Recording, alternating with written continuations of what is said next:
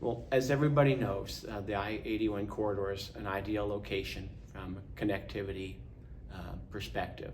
And so in Pennsylvania, municipalities control land use through zoning and subdivision regulations. Zoning regulates use, density of use, and intensity of use, and subdivision regulations relate more to lot development and subdivision activities. If a warehouse wants to come into a municipality, or things the township has to consider, is how they have warehouse uses categorized in their zoning ordinance. Sometimes it can be as a permitted use, where the warehouse developer makes a proposal, satisfies the letter of the zoning ordinance, and can build their project. Sometimes warehouse uses are considered conditional uses within a particular zone. And the nice thing about conditional uses is that the township supervisors and the planning commission get additional review.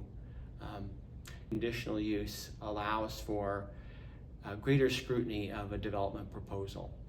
It's not saying the proposal's not allowed, it's just saying there may be special impacts in terms of land, stormwater, traffic, noise, lighting that may be problematic, just depending on the particulars of that specific proposal.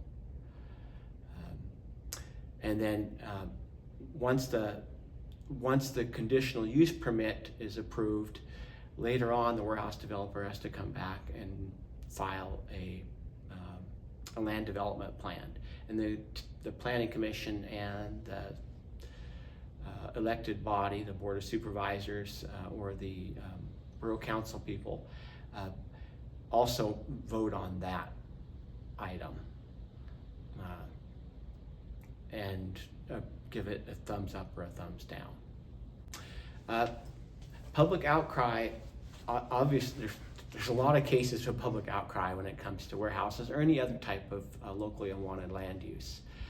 The challenge with public outcry is that sometimes ordinances will allow for the development. I mean, if someone's trying to build,